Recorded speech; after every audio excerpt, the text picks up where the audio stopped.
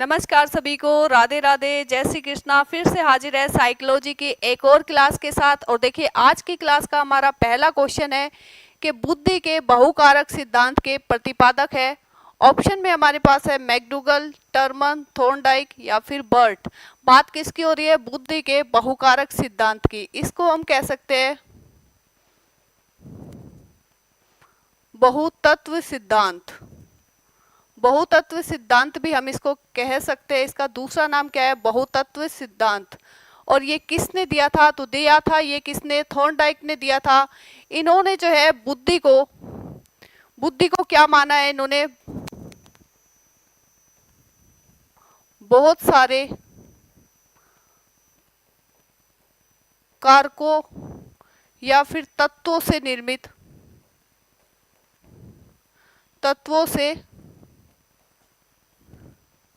निर्मित माना है इन्होंने। किसको? बुद्धि को।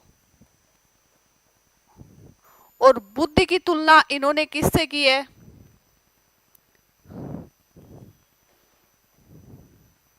बुद्धि की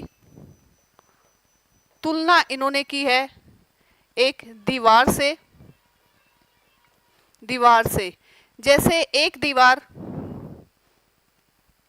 दीवार बहुत सारी ईंटों से बनी होती है। एक दीवार बहुत सारी ईंटों से बनी होती है। उसी प्रकार बुद्धि भी क्या है? बहुत सारे तत्वों से या फिर बहुत सारे कारकों द्वारा निर्मित होती है। इन्होंने बुद्धि की तुलना थॉर्नडाइक ने किससे की है? दीवार से की है। और बुद्धि में कौन कौन से कारक हो सकते हैं? तर्क, शक्ति, कल्पना, क्षमता, बहुत सारे तत्वों या फिर कारकों द्वारा निर्मित होती है क्या? बुद्धि। और बुद्धि की तुलना थॉर्नडाइक ने किससे की है? एक दीवार से की है।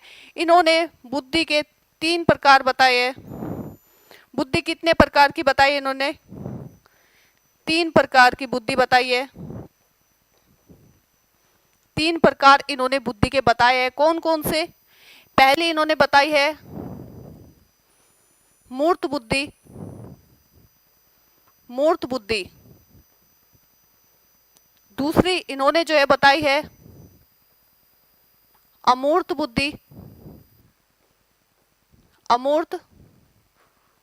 बुद्धि। और तीसरी जो है इन्होंने बुद्धि का प्रकार बताया है वो है कौन सी? सामाजिक बुद्धि।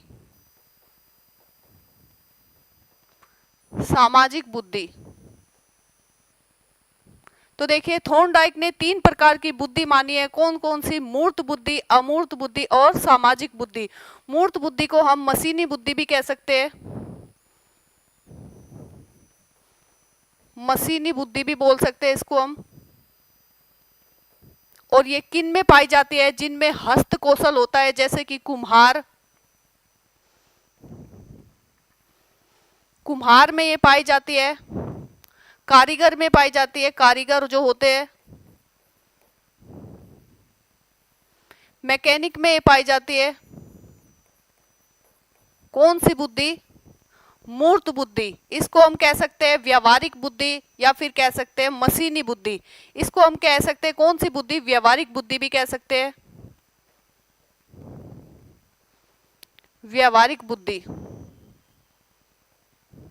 देखिए, मूर्त बुद्धि को हम या तो कह सकते हैं व्यवहारिक बुद्धि, मशीनी बुद्धि भी हम इसको कह सकते हैं। और ये किस में पाई जाती है? कारीगर में पाई जाती है। हस्त कौशल जिनमें होता है उनमें पाई जाती है, कुम्हार, कारीगर या फिर मैकेनिक।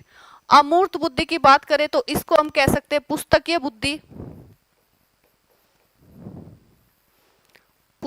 बुद्धि भी इसको हम कह सकते हैं। और ये किस में पाई जाती है? दार्शनिकों में पाई जाती है। सामाजिक बुद्धि की बात करें तो ये किस में पाई जाएगी? समाज सेवी में, राजनेताओं में,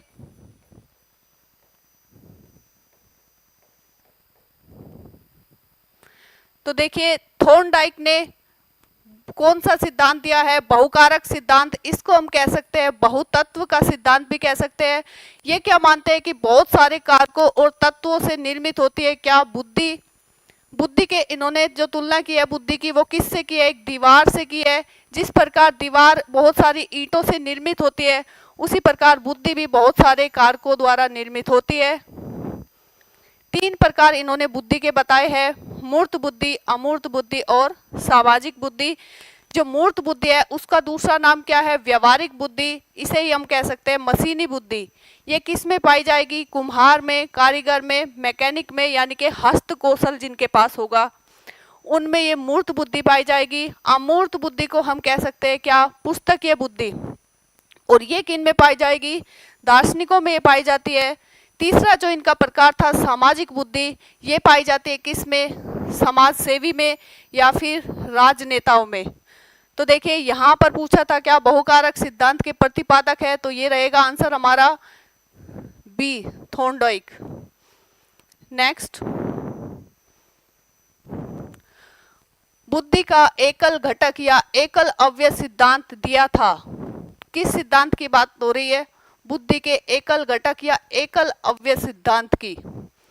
किसने दिया था ये? थॉर्नडाइक ने, पावलव ने, अल्फ्रेड बीने ने या फिर फ्रीमैन ने। तो देखिए एकल घटक या एकल अवयव सिद्धांत बुद्धि का दिया था किसने? अल्फ्रेड बीने ने। ये क्या मानते हैं बुद्धि को? कि बुद्धि क्या है? एक शक्ति है, एक शक्ति है या फिर एक क्या है? योग्यता है, जिसके द्वारा कोई भी व्यक्ति क्या बन सकता है? डॉक्टर बन सकता है, शिक्षक बन सकता है, जो चाहे बन सकता है। इन्होंने क्या माना है? बुद्धि को एक योग्यता माना है, एक शक्ति माना है, एक योग्यता माना है। इस योग्यता, एक शक्ति के आधार पर एक व्यक्ति इंजीनियर, डॉक्टर, शिक्षक बन सकता है। तो एकल घटक या एकल अवयव सिद्धांत बुद्धि का किसने दिया था? अल्फ्रेड बीने ने दिया था। आंसर रहेगा सी।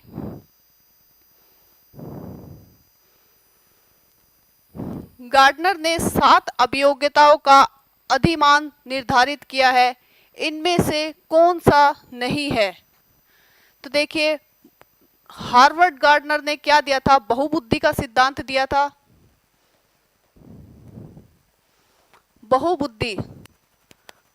बहुबुद्धि का सिद्धांत किसने दिया था? हार्वर्ड गार्डनर ने दिया था। और इन्होंने क्या बताई थी कि एक व्यक्ति के पास कितने प्रकार की? 7 प्रकार की बुद्धि हो सकती है। 7 प्रकार की बुद्धि हो सकती है। उनमें से कौन सी इसमें नहीं है? तो स्थानिक बुद्धि यानी कि स्थान संबंधी अभियोग्यता यानी कि स्थानिक बुद्धि इन्होंने बताई थी, ये भी सही है। भावनात्मक अभियोग्यता, अंतःवैयक्तिक अभियोग्यता, तो देखिए अंतःवैयक्तिक अभियोग्यता ये भी इनका प्रकार है बुद्धि का। भाषा आत्मक यानी कि भाषागत बुद्धि यानी कि भाषात्मक अभियोग्यता ये भी इनका प्रकार है। लेकिन जो भावनात्मक अभियोग्यता है ये इन्होंने प्रकार नहीं बताया था। इनके और कौन कौन से प्रकार है? तो देखिए इसमें अगर बात करें तो एक है अंतःवैयक्तिक बुद्धि, गणितीय बुद्धि,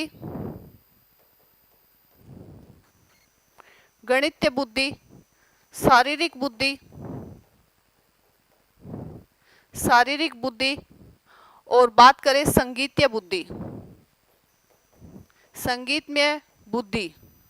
तो देखिए ये 7 प्रकार इन्होंने बताए थे। स्थानिक बुद्धि, अंतःवैयक्तिक बुद्धि, भाषागत बुद्धि, अंतःवैयक्तिक बुद्धि, गणितीय बुद्धि, शारीरिक बुद्धि और संगीतमय बुद्धि। तो आंसर इसमें रहेगा हमारा बी, ये इनकी बुद्धि का प्रकार नहीं था। नेक्स्ट, निम्नलिखित में से बौद्धिक वातावरण को प्रभावित करने वाला सबसे महत्वपूर्ण कारक कौन सा है? कौन से बौद्धिक वातावरण को यानी कि बालक की बुद्धि को प्रभावित करने वाला सबसे महत्वपूर्ण कारक पूछा है, कौन सा है?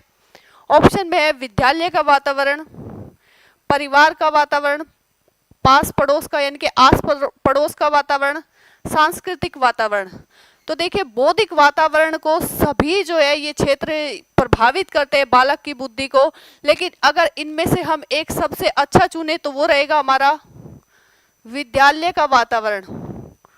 बालक की बुद्धि को सबसे ज्यादा प्रभावित करने वाला कौन सा वातावरण है? विद्यालय का वातावरण है, क्योंकि बुद्धि विद्यालय में ही बुद्धि के जो स्तर है,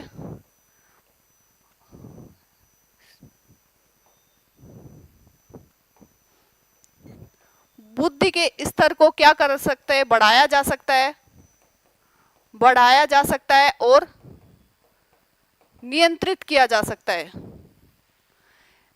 विद्यालय का जो वातावरण है, विद्यालय में ही क्या होता है, जो बालक की बुद्धि का जो स्तर है वो क्या करा जा सकता है, अच्छे प्रकार से बढ़ाया जा सकता है।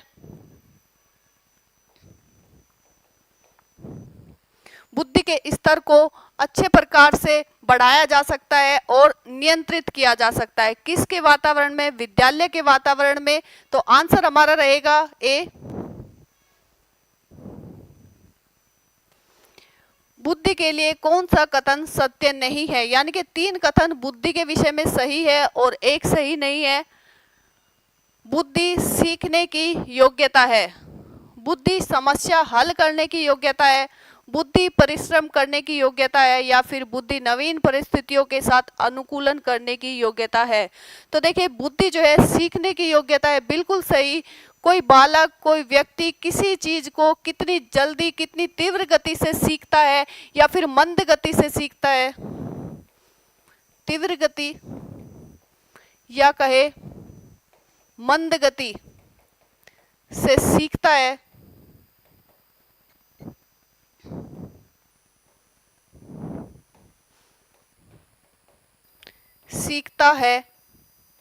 ये किस पर निर्भर करता है, उसकी बुद्धि पर निर्भर करता है, बालक की बुद्धि पर निर्भर करता है कि कोई बालक, कोई व्यक्ति किसी चीज को, किसी कार्य को कितनी मंद गति या कितनी तीव्र गति से सीखता है। तो बुद्धि क्या है, सीखने की योग्यता है। बुद्धि समस्या हल करने की योग्यता है, तो ये भी बिल्कुल सही है। कोई व्यक्ति किस प्रकार, किस गति से समस्या का हल करता है, ये किस पर निर्भर करता है, उसकी बुद्धि पर निर्भर करता है। तो ये भी क्या रहेगा, सही रहेगा। बुद्धि नवीन परिस्थितियों के साथ अनुकूलन करने की योग्यता है। एक व्यक्ति, एक बालक अपने वातावरण या फिर परिस्थितियों के साथ किस प्रकार समायोजित होता है, अनुकूलन कर सकता है, ये किस पर निर्भर करता है, बालक की बुद्धि या व्यक्ति की बुद्धि पर निर्भर करता है। तो ये भी क्या रहेगा, सही रहेगा। बुद्धि परिश्रम करने की योग्यता है, तो बुद्धि परिश्रम करने की योग्यता नहीं है। बुद्धि क्या है, कम परिश्रम में अधिक उत्पाद की क्या है, शक्ति है, क्षमता है। बुद्धि क्या है, परिश्रम करने की योग्यता नहीं है, बल्कि कम परिश्रम में अधिक उत्पाद करने की शक्ति है, योग्यता है। तो नहीं है पूछा था, आंसर रहेगा इसमें हमारा सी। नेक्स्ट, एक विद्यार्थी की वास्तविक आयु 10 वर्ष है तथा मानसिक आयु 12 वर्ष है, तो उसकी बुद्धि लब्धि कितनी होगी, यानी कि उसका जो आईक्यू है कितना होगा, 80, 100, 120 या फिर 140। तो देखिए, आईक्यू का जो सूत्र है वो क्या है, बुद्धि लब्धि बराबर मानसिक आयु डिवाइड बाय वास्तविक आयु मल्टीप्लाई 100। तो देखिए, यहां पर जो है उसकी वास्तविक आयु और मानसिक आयु दी हुई है। तो मानसिक आयु क्या है, आईक्यू बराबर मानसिक आयु है उसकी 12, वास्तविक आयु जो है उसकी है कितनी, 10, और मल्टीप्लाई करेंगे कितने से, 100 से। तो 12 को 10 से डिवाइड करेंगे तो कितना आएगा, 1.2, और इसको 100 से मल्टीप्लाई करेंगे तो आ जाएगा कितना, 120। तो आंसर हमारा सही रहेगा इसमें सी, 120। नेक्स्ट, यदि एक बच्चे की मानसिक आयु 5 वर्ष है तथा उसकी वास्तविक आयु कितनी है, 4 वर्ष है, तो बच्चे का जो है आईक्यू कितना होगा, यानी कि उसकी बुद्धि लब्धि कितनी होगी। अभी हम बात कर चुके हैं सूत्र की कि आईक्यू का सूत्र क्या होता है, आईक्यू बराबर मानसिक आयु डिवाइड बाय वास्तविक आयु मल्टीप्लाई 100। तो रखेंगे इसको सूत्र में ही, आईक्यू बराबर मानसिक आयु 5 डिवाइड बाय वास्तविक आयु 4 और मल्टीप्लाई 100 करेंगे तो कितना आ जाएगा, डिवाइड बाय 1.25 और इसको मल्टीप्लाई करेंगे कितने से, 100 से, तो आ जाएगा कितना,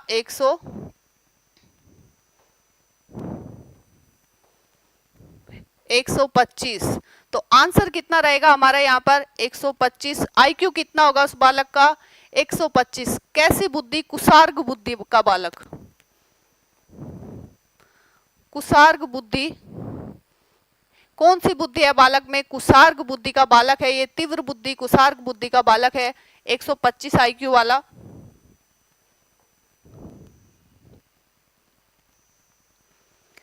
बुद्धि पर वंशानुक्रम का प्रभाव होता है, किसने कहा था, किसने माना है कि बुद्धि पर जो है वंशानुक्रम प्रभाव होता है, गैसले ने, गोल्टन ने, टर्मन ने या फिर डॉक्टर माथुर ने। तो देखिए ये माना है किसने, टर्मन ने, कि बालक की बुद्धि पर, व्यक्ति की बुद्धि पर किसका प्रभाव होता है, वंशानुक्रम का प्रभाव होता है, यानी कि उसके माता पिता का प्रभाव होता है। माता पिता यदि बुद्धिमान है तो बालक भी क्या होगा, बुद्धिमान होगा, बुद्धिमान होगा कौन, बालक, अगर माता पिता बुद्धिमान है। माता पिता मंद बुद्धि है तो बालक भी क्या होगा, बालक भी क्या होगा, मंद बुद्धि होगा। तो वंशानुक्रम प्रभाव किसने माना है, माता पिता का प्रभाव होता है बुद्धि पर, किसने माना है, ये माना है टर्मन ने। तो आंसर हमारा रहेगा यहाँ पर क्या, सी। नेक्स्ट, मनुष्य का व्यवहार मुख्यतः किससे प्रेरित होता है, क्या पूछा है, व्यवहार पूछा है कि मनुष्य का किसके द्वारा प्रेरित होता है, कौशल द्वारा, अभिक्षमता द्वारा, अभिवृत्ति द्वारा या फिर बुद्धि द्वारा। तो देखिए मनुष्य का जो व्यवहार है मुख्य रूप से किससे होता है, बुद्धि से प्रभावित होता है। एक व्यक्ति की, एक बालक की जिस प्रकार की बुद्धि होगी वो उसी प्रकार का व्यवहार करेगा, यानी कि किसी की भी बुद्धि का पता लगाया जा सकता है किसके द्वारा, व्यवहार द्वारा। किसी भी बालक का व्यवहार देखकर या व्यक्ति का व्यवहार देखकर हम क्या पता लगा सकते हैं, उसकी बुद्धि का पता लगा सकते हैं, बुद्धि का पता लगा सकते हैं। आपने सुना होगा कि कई बार कहते हैं कि कोई व्यक्ति जिस प्रकार की बात करता है उसमें उतनी ही बुद्धि होती है, यानी कि जिसमें जितनी बुद्धि वो उसी प्रकार की क्या करेगा, बात करेगा। तो व्यवहार का पता किससे लगाया जा सकता है, बुद्धि से लगाया जा सकता है। आंसर रहेगा हमारा डी, कि व्यवहार को मुख्य रूप से किससे प्रेरित होता है, तो व्यवहार होता है मुख्य रूप से बुद्धि से प्रेरित। एक बालक की वास्तविक आयु 12 वर्ष है तथा मानसिक आयु उसकी जो है 15 वर्ष है, तो उसकी जो है बुद्धि लब्धि होगी। तो देखिए हम बात कर चुके हैं आईक्यू बराबर मानसिक आयु डिवाइड बाय वास्तविक आयु मल्टीप्लाई 100। तो जो यहाँ पर वास्तविक आयु दी हुई है और मानसिक आयु दी हुई है, तो मानसिक आयु कितनी है, बुद्धि लब्धि निकालनी है, आईक्यू निकालना है, तो उसकी बालक की मानसिक आयु है वो कितनी है, 15 वर्ष। वास्तविक आयु कितनी है, 12 वर्ष, और मल्टीप्लाई करेंगे, गुणा करेंगे कितने से, 100 से। तो देखिए 15 को 12 से जो है डिवाइड करेंगे तो कितना आएगा, 1.25, और 100 से जो है मल्टीप्लाई करेंगे इसको तो कितना आएगा, 125। तो बालक की जो है आईक्यू यानी कि बुद्धि लब्धि कितनी होगी, 125 होगी। आंसर रहेगा हमारा क्या, ए। नेक्स्ट, एक बालक जिसकी बुद्धि लब्धि कितनी है, 105, उसे वर्गीकृत किया जाएगा। श्रेष्ठ बुद्धि का बालक, सामान्य से अधिक बुद्धि होगी उसमें, या फिर सामान्य बुद्धि का बालक है, या फिर मंद बुद्धि का बालक है। तो देखिए टर्मन ने जो है टर्मन ने एक सारणी दी थी,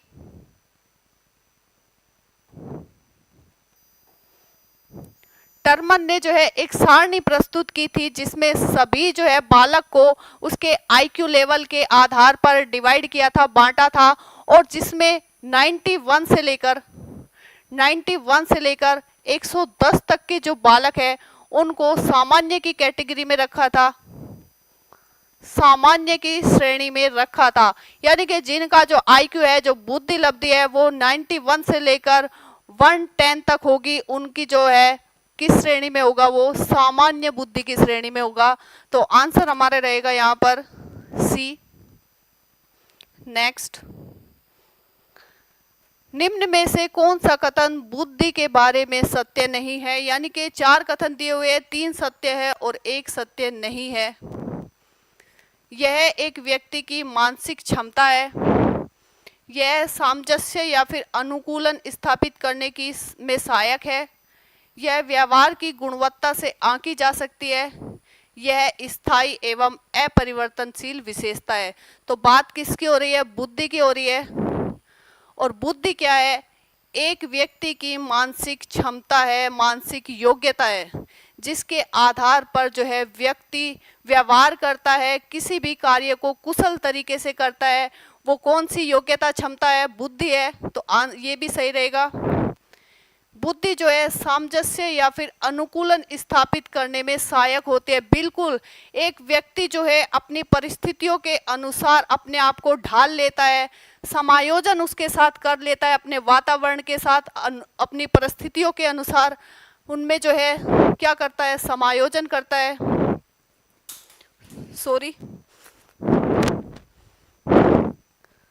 समायोजन स्थापित कर लेता है।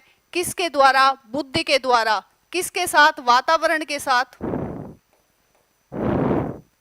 वातावरण के साथ या फिर नवीन परिस्थितियों के साथ समायोजन स्थापित कर सकता है। किसके द्वारा? बुद्धि के द्वारा। तो ये भी सही रहेगा इसमें।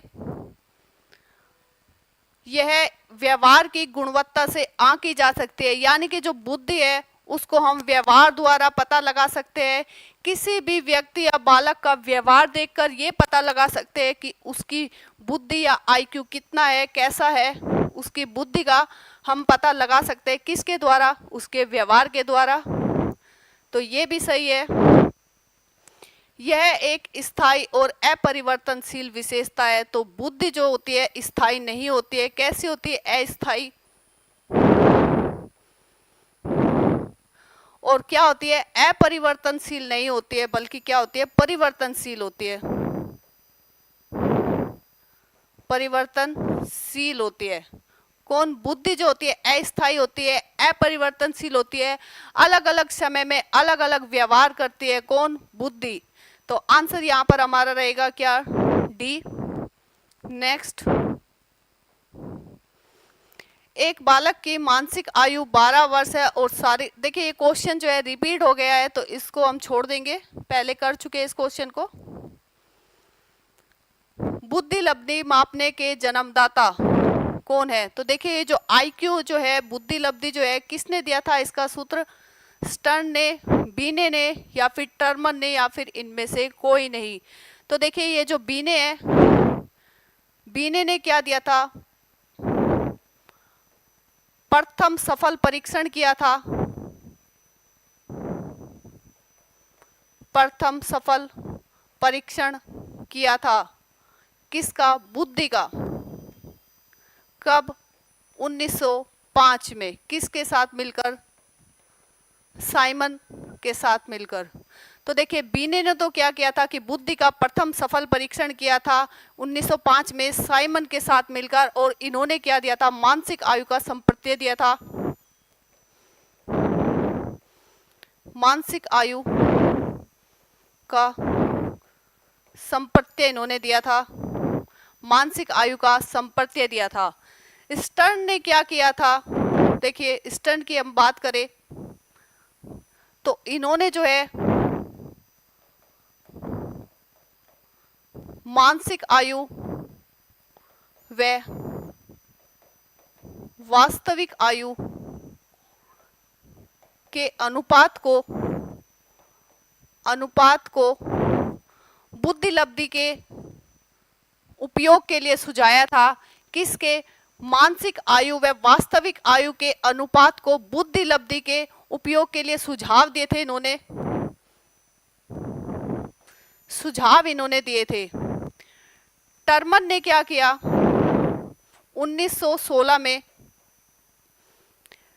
1916 में टर्मन क्या करते हैं कि जो स्टर्न ने सुझाव दिए थे मानसिक आयु व वास्तविक आयु के अनुपात को, तो इसमें इन्होंने क्या किया कि मानसिक आयु व वास्तविक आयु के अनुपात में क्या कर दी?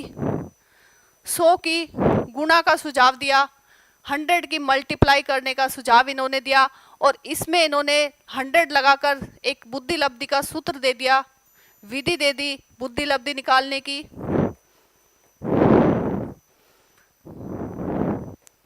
मानसिक आयु डिवाइड बाई वास्तविक आयु, इसमें इन्होंने क्या किया? 100 से मल्टीप्लाई करके इस सूत्र को बना दिया, इस विधि को बनाया। कब? 1916 में। और किसने बनाया? टर्मन ने बनाया। तो बुद्धि लब्धि मापने के जन्मदाता कौन है? टर्मन। तो आंसर रहेगा हमारा सी। जड़ बुद्धि वाले बालक का आईक्यू बुद्धि लब्धि कितना होता है? कौन से बालक? जड़ बुद्धि बालक। तो देखिए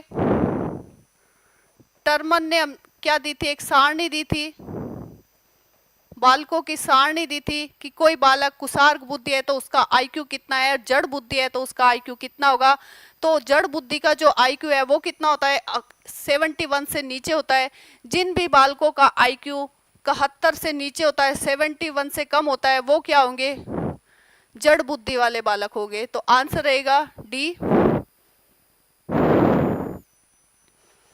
बच्चे की बुद्धि लब्धि 90 से 110 के मध्य है, वह है सामान्य बुद्धि, प्रखर बुद्धि, उत्कृष्ट बुद्धि या फिर प्रतिभाशाली बुद्धि। तो देखिए हम बात कर रहे हैं किसकी? टर्मन की सारणी की हम बात कर चुके हैं, और उसमें जो है 90 से 91 से 110 या फिर कहे 90 से 110 के जो बालक है उनको किस में रखा था? सामान्य बुद्धि की श्रेणी में इन्होंने रखा था। तो आंसर यहाँ पर रहेगा ए। तो देखिए ये थी आज की हमारी छोटी सी क्लास आपको कैसी लगी है? पसंद आए तो वीडियो को लाइक कीजिएगा, और क्लास कैसी लगी है कमेंट बॉक्स में बताइएगा। मिलते हैं आपसे एक और नेक्स्ट क्लास में कुछ और अच्छे क्वेश्चन के साथ। तब तक के लिए आप सभी का बहुत बहुत धन्यवाद।